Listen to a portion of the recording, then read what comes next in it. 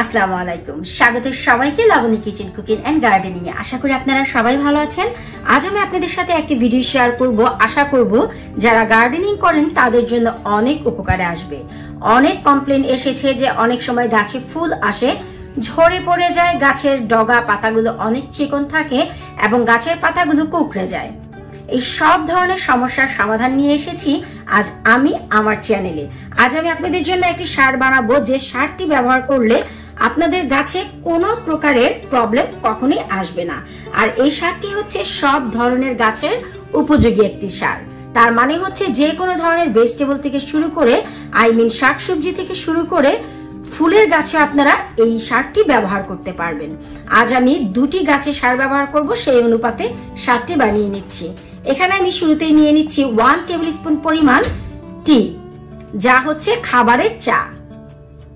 পুরোপুরি 1 টেবিল চামচ খাবারের চা আমি নিয়ে নিচ্ছি। আপনারা চাইলে ব্যবহার করা চাটিও ভালো করে ধুয়ে শুকিয়ে নিয়ে নিতে পারেন। আমি সরাসরি টি ব্যাগ ছিঁড়ে এই চাটি নিয়ে নিয়েছি। আর এই চাটি আমরা কেন নেব? চায়ে প্রচুর পরিমাণে নাইট্রোজেন এবং পটাশিয়াম রয়েছে, যা আমাদের গাছের গ্রোথকে অনেক বেশি হেলদি করে। মেজারমেন্টটি অবশ্যই ঠিক রাখবেন, এতে করে গাছের কোনো ক্ষতি হবে না। নিয়ে নিচ্ছি 1/2 টেবিল স্পুন পরিমাণ কফি। আর এটি হচ্ছে আমরা যে চা কফি খাই সেই কফি। জি, আপনারা ঠিকই শুনেছেন, এই কফিতে রয়েছে প্রচুর পরিমাণে পটাশিয়াম এবং ম্যাগনেসিয়াম। শুধু তাই নয়, ভিটামিন V3 এবং V2, যা গাছের গ্রোথকে অনেক বেশি স্বাস্থ্যকর করে তোলে এবং গাছের ফুলকে আঁকড়ে ধরে রাখতে সাহায্য করে। তার সাথে সাথে আমি দিয়ে দিচ্ছি এখানে 1/2 টেবিল স্পুন বোন মিল। আর আমরা সবাই জানি বোন মিল গাছের জন্য কতটা উপকারী। বোন মিলে প্রচুর পরিমাণে ফসফরাস রয়েছে, যার কারণে অনেক সময় দেখা যায় গাছে ফুল ফল আসে এবং ছোট অবস্থাতেই ঝরে পড়ে যায় বা হলুদ হয়ে পচে যায়। এই ফসফরাস আপনাদের সেই প্রবলেমটি একেবারেই গোড়া থেকে নিষ্কৃত করে দিবে। তার মানে হচ্ছে গাছে ফুল ফল টিকিয়ে রাখার জন্য এই বোন মিল মোস্ট ইম্পর্টেন্ট। এখন আর তেমন কোনো কাজ নেই, এই যে 3টি উপকরণ খুবই ভালো করে মিক্স করে নিতে হবে।